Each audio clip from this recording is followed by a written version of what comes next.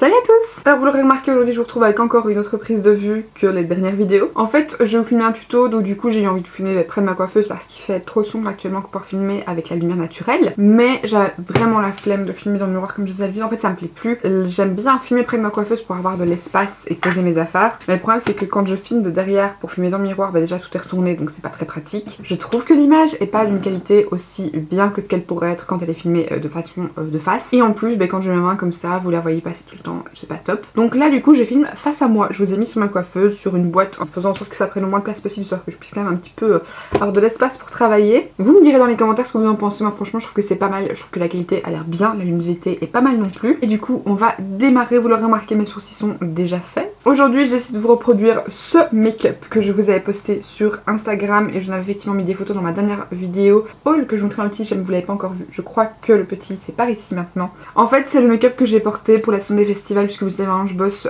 chez Di et chez Mac en même temps. Et qu'en fait quand j'ai bossé chez Mac comme freelance, on faisait du coup la semaine festival puisque c'était la saison Coachella et du coup j'ai profité pour faire un maquillage vraiment à fond festival. En gros le but c'est de faire un maquillage coloré, mais je me suis dit quitte à faire un make-up festival puisqu'on me le demande, autant y aller à fond à la caisse. Donc du coup j'ai repris les petits applicateurs. Je vais voir si je remets les mêmes. Je pense que je vais remettre les mêmes, mais il y en a d'autres qui sont disponibles, je vous expliquerai un petit peu. Et donc du coup je vais principalement faire ça avec des produits MAC au niveau de mes yeux, surtout au niveau de mon teint. Je vais utiliser d'autres choses puisque pour le teint c'est pas important que vous ayez exactement tip top la même chose. Je pense que je vais changer au niveau des lèvres, mais au niveau des yeux j'utilise cette palette-ci. C'est parfait en fait que je vous reproduise ce make-up parce que du coup ça me permet de pouvoir vous montrer cette petite palette en action. C'est les palettes Artistry de chez MAC et celle-ci c'est la It's Designer. C'est une palette qui se présente comme ceci avec 12 fards à l'intérieur. Vous avez également un miroir. Ce sont des palettes MAC qui coûtent 45 €, donc c'est vraiment pas cher pour ce que c'est, considérant que c'est MAC. Une palette de 12 fards, de manière générale dans les marques classiques type Urban Decay etc. On est dans les 55 €, donc 10 € plus cher généralement. Et en plus ce qui est top c'est quand même font partie de la gamme classique. Moi j'ai des 40% de réduction, donc franchement j'étais trop contente. C'est une palette qui est juste superbe, franchement c'est typiquement mon genre de palette. Vous avez dedans 6 fards mat puisque vous avez la première rangée ici et vous avez également le bleu et le noir en mat. Et vous avez du coup 6 teintes irisées puisque sont les 4 teintes du centre, l'argenté et l'espèce de bleu vert canard. Au passage vous avez également réalisé un make-up violet avec cette palette que je trouvais très très jolie. Je vous mettrai à nouveau une petite photo ici si vous voulez que je vous en fasse un tuto. Dites-le moi et je vous ferai avec grand plaisir. À nouveau je vous partage tous ces make-up sur Instagram et j'aimerais vraiment tenter de faire des vidéos tuto sur IGTV. Dites-moi ce que vous en pensez, je vous mettrai un petit sondage ici à nouveau. Si ça vous intéresserait de voir des petits tutos là-dessus, du coup il n'y aurait pas en fait d'explication, ce serait vraiment le make-up en lui-même. Ça changerait un petit peu, ce sera plus comme les tutos que je faisais avant sur YouTube qui duraient du coup quelques petites minutes. Je pense que ça pourrait être pas mal. Donc dites-moi ce que vous en pensez, j'aimerais vraiment, du coup je pourrais peut-être faire ce tutoriel là sur IGTV. Dites-moi. Je pense à créer un petit peu plus de contenu ailleurs, mais sur Insta j'ai un peu du mal à poster. Je me dis que ça pourrait être pas mal. Bref, on va du coup faire ça aujourd'hui. Donc le make-up comme vous l'avez vu, c'était un make-up asymétrique à nouveau. J'adore faire ce style de make-up là. Je trouve que ça fait beaucoup plus travaillé qu'un make-up classique. Ça peut en même temps tester plein de couleurs. Concernant la palette, vous allez voir, mais je trouve vraiment que c'est une super bonne palette. Les qualités des fards sont vraiment assez exceptionnelles. J'ai entendu dire que les fards là étaient de moins bonne qualité que les fards classiques de chez MAC, mais ça me semble bizarre puisqu'en fait ce sont des fards de la collection classique. C'est à dire que là dedans il n'y a aucun fard que j'avais. Par exemple le noir c'est le fard carbone qui est dans la gamme classique et la plupart des autres fards font partie de la gamme classique. Et alors apparemment ici le rose et le rouge orange en fait sont des teintes, enfin le orange classique c'est pas du tout un rouge en caméra alors parce que c'est un rouge mais en fait c'est vraiment un orange. Apparemment ce sont des fards à joues, donc je sais pas si ce sont des fards à joues dans la gamme classique. Alors en fait je vous avais déjà fait des make-up dans ce style là qui se complètent un petit peu et en fait je voulais refaire le même style sauf que quand je le fais d'habitude je fais l'arc-en-ciel complet. Donc je fais rouge, orange, jaune, vert, bleu, violet. Mais là j'avais pas de rouge, j'avais du orange et j'ai pas de violet mat, j'avais du bleu. Donc du coup j'ai essayé de retoucher le jaune au niveau des deux coins internes. Ça fait quand même une petite touche qui se rappelle un petit peu. Et on va commencer, où cette vidéo va être très longue, ça fait déjà 5 minutes que je parle, mais pourquoi est-ce que je ne sais pas me taire? Je ne sais pas. Pareil, l'avantage de filmer ici comme ça c'est que je peux zoomer un petit peu plus. Alors faites pas attention, j'ai un gros spot, je sais pas pourquoi est-ce que ma peau est de nouveau super chaude en ce moment. J'ai déjà fait mes sourcils et alors j'ai nettoyé le dessous avec comme d'habitude un Modern Concealer de chez L'Oréal en teinte 324 avoine. Petite information, je n'utilise pas ce anti-cerne là pour nettoyer le dessous de mes sourcils quand je ne fais pas mes yeux en fait. Parce que c'est quand même vachement plus clair, donc quand je fais mes yeux ça me choque pas puisque ça apporte une petite touche lumière. Mais donc quand je ne fais que mon teint, généralement je suis la teinte au-dessus, la 331 café au lait, puisque ça match en plus avec ma teinte de peau. D'ailleurs j'ai déjà vachement des bronzes au niveau de mon visage. Je suis très triste, voilà. Comme d'habitude j'utilise d'abord une base, aujourd'hui c'est la Photo Focus de chez Wet n Wild. Elle fait partie de mes bases préférées, je l'aime beaucoup, vous le savez, je trouve qu'elle tient très bien, même si vous avez des paupières très grasses, elle est vraiment top. Et l'avantage c'est qu'elle a pas un fini trop collant sur les paupières, donc si vous n'aimez pas trop ça, avec celle-ci vous ne l'aurez pas. Donc comme d'hab j'en applique une petite crotte et j'ai un petit petit peu estomper partout avec mon doigt. Avec les ongles c'est pas très pratique mais bon, je m'y fais hein. Je crois que j'ai pas trop le choix, mes ongles sont là et clairement j'ai pas trop envie de les raccourcir tout de suite donc voilà. Quoique la prochaine fois que je les fais je vais un peu les raccourcir parce que là ils sont quand même vachement, je sais pas trop ce que je pense des ongles très longs sur moi. Je suis partagée et je pense que je vais les faire soit en blanc comme je pensais, soit en bleu pâle. Un des deux, mais j'ai envie de faire tout de la même couleur. Même si là j'aime bien le contraste, surtout qu'ils sont pas tous de la même couleur. Je pense que vous voyez que là ces deux-ci sont plus foncés, ces deux-ci. En plus c'est un petit détail et tout, je trouve ça mignon mais j'ai envie de faire un truc un peu différent. Ou alors je fais une French, je sais pas du tout. Mais je pense que je vais faire ça incessamment sous peu parce que là la couleur au niveau du bout commence à un peu s'abîmer. En plus ils sont plus très brillants forcément avec le boulot. J'ai dit avec le scotchage etc. Je les abîme hyper vite. Et ils ont quand même pas mal repoussé donc du coup je pense que la semaine prochaine je vais refaire ça petit à petit, je crois, pour un petit peu les refaire. Mais bon bref, c'est pas ça le sujet de la vidéo, bref calme-toi. Donc je vais commencer en prenant le fard jaune mat qui est juste ici qui s'appelle Chrome Yellow. Je vais l'appliquer au niveau du premier tiers de ma paupière sur les deux yeux, donc l'œil gauche, l'œil droit, au niveau du creux et de la paupière mobile. Donc du coup je le prends sur mon pinceau NYX parce que quand je fais des make-up comme ça où je mets plusieurs teintes au niveau du creux de manière horizontale et pas verticale, je préfère prendre toujours le pinceau NYX. Ça me permet de bien appliquer, d'avoir directement l'application que je veux. Donc comme d'hab je travaille d'abord le creux, je fais toujours ça avec les make-up dans ce genre de forme là parce qu'avec ma forme d'yeux je trouve que c'est plus pratique en fait. J'ai beaucoup plus facile à d'abord donner la forme que je veux au niveau du creux et ensuite venir déposer la couleur sur la paupière mobile. Et je pense que vous voyez que le fard il est pigmenté quoi. Pour un jaune franchement c'est vraiment très bien. Donc au niveau de la paupière par contre je vais l'appliquer qu'un autre pinceau parce que comme c'est un fard mat, je vais pas dire qu'il se dépose pas très bien mais faut l'appliquer qu'un autre pinceau, je trouve que ça fait plus ressortir. Et pareil de l'autre côté.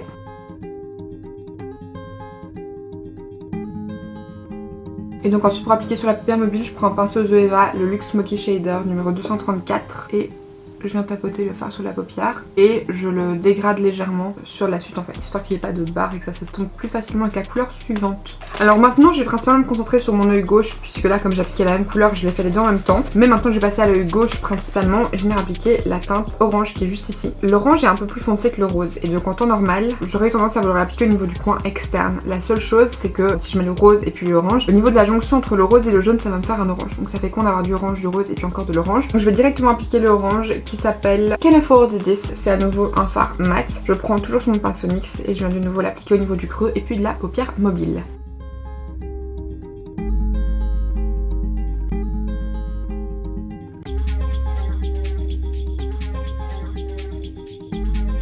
Donc au niveau des bords, je viens légèrement dégrader, histoire que ça puisse se fondre un peu plus facilement avec le rose que je vais mettre après. Mais franchement, j'adore les make-up jaune et orange, je trouve que ça fait très feu comme ça, je trouve ça hyper joli. Le côté flamboyant comme ça, c'est canon. Et donc ensuite après ça, je viens prendre le fard rose mat qui s'appelle Bright Pink et je viens l'appliquer au niveau du coin externe, toujours de la même façon, coin externe, creux et paupières.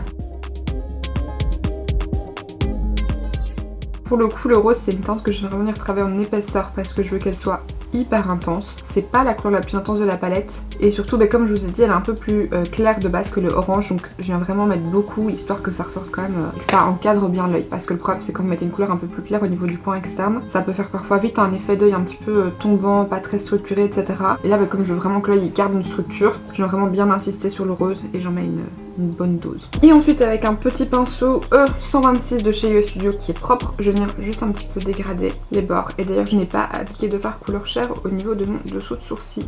C'est pour ça que ça se dégrade pas très bien. Comme j'ai oublié évidemment comme d'habitude de mettre un fard couleur chair au niveau de mon dessous de sourcil, je viens prendre cette teinte-ci de la palette Jawbreaker qui est le fard Virgin. J'adore cette teinte, j'adore cette palette de manière générale. Et je vais appliquer ça avec un pinceau numéro 230 de chez Primark.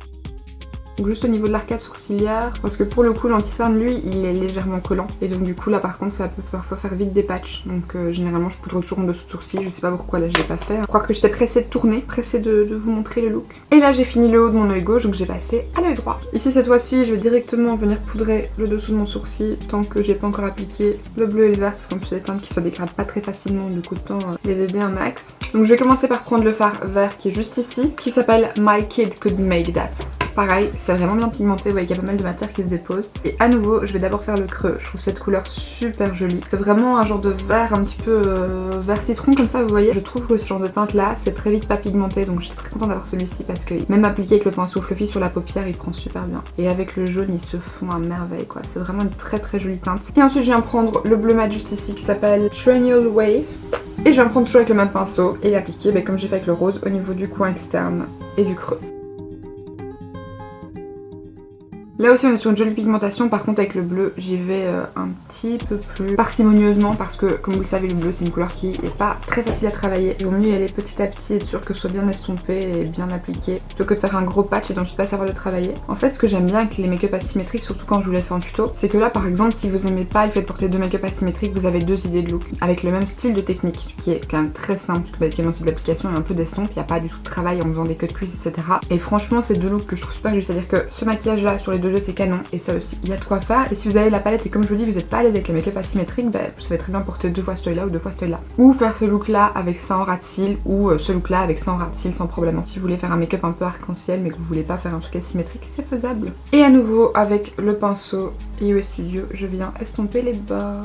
Alors maintenant que ça c'est fait, je vais passer au teint. Comme d'habitude je vais commencer par la base et là j'en ai une nouvelle à vous montrer, je vous l'ai pas encore montré en vidéo mais je la trouve fantastique. Et vous verrez qu'après j'ai appliqué un fond de teint, oui je sais, moi qui applique du fond de teint, de la même gamme mais en fait c'est de chez Catrice. Vous connaissez ce genre de truc là, j'ai déjà parlé des anti-cernes, One Drop Coverage, mais il y a aussi l'anti-cerne classique, le camouflage, quelque chose qui est excellent aussi, j'en ai déjà parlé, ils font partie de mes préférés. Et là en fait c'est la base qui va avec, c'est la HD Active Performance qui contient un SPF 30 qui est water et sweat proof et qui a un effet un petit peu lissant donc qui minimise les pores, donc ils vous disent de bien la secouer avant de l'utiliser. Ils vous disent également que c'est spore proof, donc en gros si vous pouvez un petit peu résister à tout. C'est une base que je trouve magnifique, elle est hyper agréable à l'utilisation, elle a un aspect un petit peu frais sur la peau. Alors généralement j'applique toujours sur le bas de mon visage et ensuite je fais mon nez.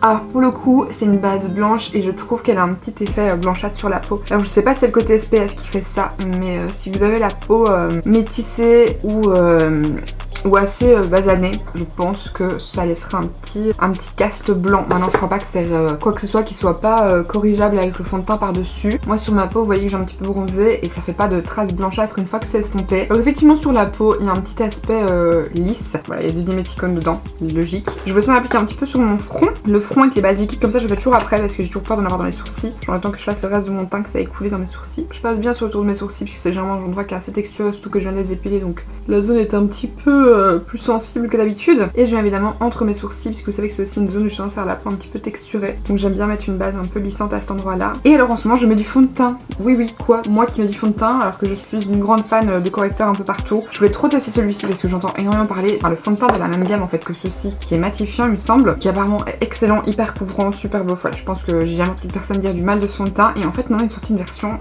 lumineuse qui est le HD Liquid Radiance Foundation Long Wear Smooth Glow Buildable Coverage. Voilà c'est un fond de teint, vous savez un petit peu comme le Total Drop Control, donc il est un petit peu plus liquide donc faut bien le secouer. Je voulais trop l'essayer, j'ai pris en teinte 020 Nude Beige. Alors il est assez foncé, c'est à dire que par rapport à la version 020 Nude Beige en concealer dans cette gamme là ou l'autre dont je vous parle souvent qui est le camouflage machin chouette, liquid camouflage, celui-ci est beaucoup plus foncé. Il est même un petit peu trop foncé pour ma carnation, mais par dessus je mets une poudre qui éclaircit légèrement et du coup il match parfaitement par après. Je l'applique au pinceau, je ne l'ai encore jamais testé à l'éponge parce qu'en fait en même temps que ce fond de teint j'ai acheté ce pinceau-ci toujours de chez Catrice en forme de triangle comme ça vous voyez avec la petite réserve. Je voulais le tester, c'est un pinceau un petit peu duo fibre et qui a des poils assez mous. Vous savez que j'adore pour le fond de teint le pinceau NYX numéro 37 qui est sorti en même temps que le Can't Stop Won't Stop qui est très dense, qui là pour le coup a des poils vraiment plus épais et du coup celui-ci j'étais tenté mais je pensais pas l'aimer et en fait il est excellent, c'est à dire que je l'ai acheté il y a une semaine, je n'utilise que lui depuis, c'est à dire que j'ai plus jamais appliqué mes produits teint à l'éponge depuis que je l'ai. Je trouve qu'ils font le produit dans la peau d'une super jolie façon. Alors par contre j'applique le produit sur ma peau et ensuite j'estompe. Côté un petit peu vous savez réserve, je trouve pas ça top parce que je trouve que ça a tendance à vraiment fort s'imprégner dans le pinceau et pas beaucoup sur la peau. J'ai appliqué le pinceau n'importe quoi, le fond de teint avec ce fameux pinceau, je me souviens plus du nom et malheureusement c'est pas noté dessus. Je trouve en fait que ce fond de teint il a une super jolie couvrance et un tellement beau fini sur la peau en fait, je m'attendais pas du tout à ça. Je pensais que ce serait beaucoup plus léger et effectivement c'est très léger mais du coup je pensais que la couvrance serait beaucoup moindre en fait et c'est pas du tout le cas. Il y a effectivement un petit côté lumineux, maintenant c'est un côté lumineux assez naturel et franchement ce fond de teint là m'a donné envie de tester d'autres fonds de teint et ça veut tout dire. Mais en fait je trouve qu'il accentue pas du tout la texture de la peau. J'adore en fait le combo de tout, de la base, du fond de teint. Alors le fond de teint j'essaye d'autres primers hein. Donc il n'y a pas qu'avec celle-ci qui fonctionne bien, il est vraiment top même avec d'autres bases comme par exemple la Makeup Revolution. Par contre j'ai pas testé à l'éponge comme c'est une texture assez fluide, je sais pas si c'est si ce sera beau à l'éponge en fait. Comme anti-cerne, pas de surprise, j'en ai pas de nouveau à vous montrer, enfin si j'en ai d'autres mais qui sont fort clairs pour l'instant. Donc du coup je vais utiliser celui-ci qui est le One Drop Coverage Weightless Concealer. Je l'ai pris en une seconde teinte, du coup on a cherché le fond de teint, je l'ai pris un peu plus foncé. Le plus foncé je dis quand je mets pas le fond de teint, quand je le mets seul sur ma peau. Mais quand j'utilise le fond de teint, j'utilise le 0,20 Nude Beige comme j'utilisais avant, parce que du coup il est un petit peu plus clair donc ça illumine un petit peu plus. Donc hop, j'en mets pareil une goutte sous chaque œil. Et je viens estomper toujours avec le même pinceau, c'est comme je vous ai dit, j'en suis vraiment fan en ce moment et je fais tout mon teint avec. Donc hop, je vais un peu l'étirer, un petit peu aussi sur mon menton, au niveau du bout de mon nez. Là franchement je trouve mon teint hyper joli. Je le poudre en ce moment avec la poudre Shape Tape. Je l'ai pas testé avec d'autres poudres pour la simple et bonne raison que comme je vous ai dit le fond de teint est un peu foncé. Et celle-ci je trouve qu'elle éclaircit un petit peu et qu'après avoir appliqué la poudre en fait la teinte elle devient parfaite pour mon visage. J'applique la poudre au pinceau comme je fais habituellement. Toujours les deux mêmes parce qu'on change pas une équipe qui gagne. Le B02 de la gamme Faux Bleu de chez Real Techniques pour les petites zones et mon gros pinceau de chez Primark, le numéro 115 Large Powder Brush pour le reste de mon visage. Je me suis mis de la poudre dans l'œil. C'est désagréable au possible. Je sais pas si vous voyez déjà au niveau des zones où j'ai appliqué la poudre. Je trouve qu'en caméra ça se voit plus qu'en vrai. Mais c'est déjà beaucoup plus couleur peau en fait de ma peau. Couleur peau de ma peau, vous avez compris quoi. C'est déjà un peu plus clair. Je savais pas en fait que la poudre Shape Tape éclaircissait. Je m'en suis rendu compte en l'appliquant pour la première fois par-dessus ce fond de teint. Et je trouve effectivement qu'après application de la poudre, je vois pas que mon teint est plus clair, genre ça fait pas des taches. Mais clairement le fond de teint m'a l'air beaucoup plus à ma carnation. Et vu que je ne pense pas qu'un fond de teint puisse faire le contraire de s'oxyder, c'est-à-dire qu'agir à l'oxygène extérieur en s'éclaircissant. Généralement ça fonce toujours, je pense effectivement que c'est la poudre qui fait cet effet là. Donc si vous avez à nouveau la peau relativement foncée, la poudre Shape Tape je crois pas qu'elle vous correspondra des masses puisqu'elle éclaircit. Maintenant moi je vous dis quand j'utilise sur ma peau classique, j'ai jamais vu de différence, c'est vraiment la première fois que je la vois avec ce fond de teint ci, avec ce combo là franchement, l'anti-cerne, le fond de teint, la poudre, la base, tout est vraiment hyper joli. Donc maintenant on va repasser aux yeux, on terminera le teint juste après. Alors maintenant du coup au niveau des yeux comme d'habitude j'ai appliqué une base de crayon au niveau du ras de cils. Alors j'ai un crayon jaune, j'ai le Off Tropic de chez NYX mais j'ai dit que je l'aimais pas. Donc du coup ce que j'avais fait avec ce look-ci c'est que j'avais pas mis de crayon jaune et en fait j'avais juste mis un petit peu de fard jaune par dessus et c'était vraiment pas du tout choquant. Donc au niveau de l'œil gauche, forcément vu qu'il y a du orange et du rose, je vais mettre du crayon orange et du crayon rose. Le orange c'est comme d'habitude le Off Tropic de chez NYX dans la teinte 02 Mimosa orange et le rose c'est pareil comme d'habitude, le crayon à paupières longue tenue push-up de regard en teinte 05 framboise bourgeoise de chez Etam. Pour mon œil droit, il y a du bleu et du vert, donc pour le vert pas de nouveauté, le Full Shadow Stick en teinte 08 poison parfait. Et en fait j'en ai un bleu aussi, et comme c'est un match, je sais pas pourquoi j'ai jamais utilisé celui-là, j'utilise toujours le Jumbo en teinte Peacock 632 et là en fait j'avais celui-là en Full Shadow et comme j'aime beaucoup j'ai utilisé celui-là, c'est le 03 Electric Surface. Et pour dégrader la matière au niveau du ras de cils, vous connaissez mon pinceau Morphe que j'utilise toujours, à nouveau le lien de ce kit là est dans la barre d'infos si vous souhaitez le retrouver. Donc du coup je vais d'abord commencer avec les couleurs les plus foncées au niveau du coin externe et comme d'habitude je les applique dans la muqueuse également.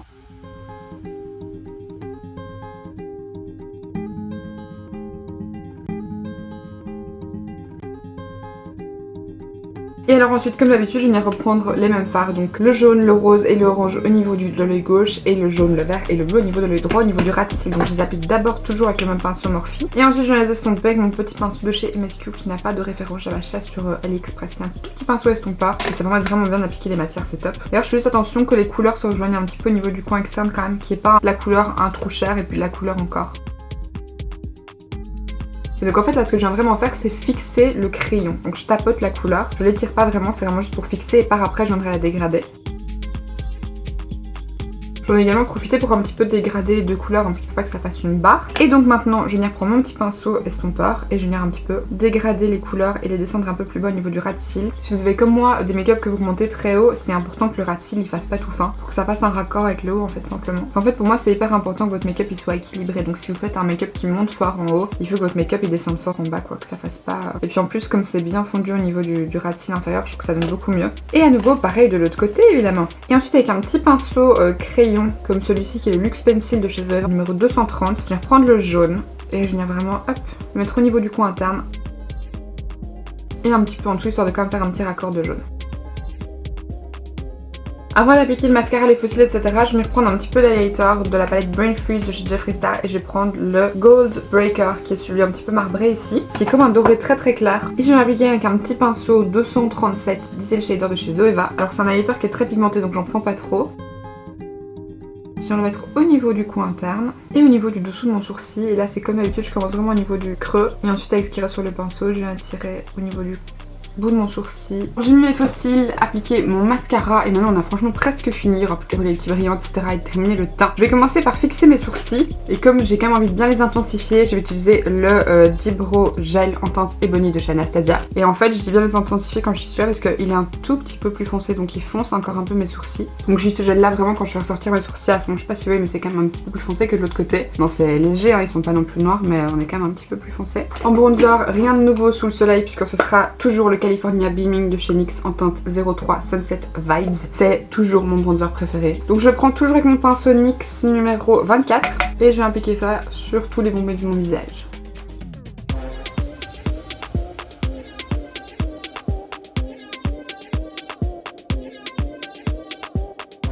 Alors comme j'ai envie de garder un teint lumineux et frais, j'ai envie de porter ce blush-ci qui est le Luminoso de chez Milani. Ça fait un petit moment que je l'ai pas mis, mais je me souviens qu'il a un joli effet sur les joues, qui du coup me fait dire qu'il correspondra parfaitement à ce genre de look un petit peu des festivals lumineux, etc. Donc je viens le prendre avec mon petit pinceau de chez Primark holographique comme ça. Je viens l'appliquer au niveau des tempes comme toujours et je redescends sur mes pommettes. Et je le tire un petit peu jusqu'au niveau du dessous de mes yeux. Et alors ensuite comme highlighter, j'ai envie de garder la palette Brain Freeze de chez Jeffree Star. Je la trouve vraiment excellente. C'est les premiers Skin Frost que je possède, j'en avais pas avant. Je pense qu'aujourd'hui je vais faire un mélange de ces deux-ci, donc de la teinte Gold Breaker que j'ai appliqué au niveau de mon dessous de sourcil, etc. et de la teinte Coquille pour avoir une teinte un petit peu plus foncée. Je vais les appliquer avec mon pinceau de chez US Studio, le F19. Donc je trempe un peu dans l'un, je trempe un peu dans l'autre. Et ensuite j'applique au niveau du haut de mes pommettes.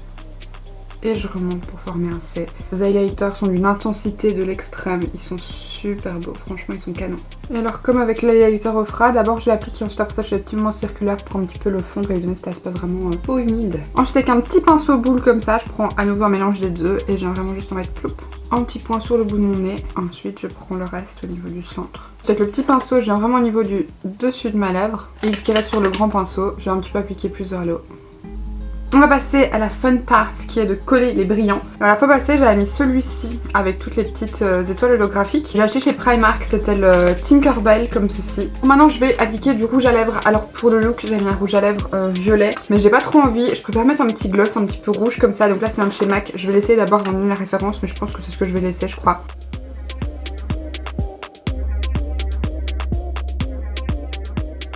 Alors le gloss, c'est un Mineralize Glass de chez MAC dans la teinte Wake Up. Juste rajouter un petit peu de celui-ci qui est légèrement pailleté, c'est un Diesel Glass dans la teinte Love Alert. Voilà du coup le look final. Je vous aurais peut-être mis au début de la vidéo dans le petit mes deux précédents make-up Tea Festival, donc si vous voulez aller les voir, il y en a un que j'ai sorti cette année au mois de mai je pense et un qui date de l'année passée. Donc voilà, si vous voulez aller voir ça, je vous invite à cliquez sur le petit. Si la vidéo vous a plu comme d'habitude, n'hésitez pas à liker et à vous abonner en cliquant juste ici si ce n'est pas encore fait. À nouveau, votez pour le petit tuto IGTV pour le make-up violet avec les produits MAC. Dites-moi si ça vous tente. Franchement, j'aimerais bien tester cet autre type de format là. Et puis quant à moi, d'ici la prochaine vidéo, je vous fais d'énormes bisous.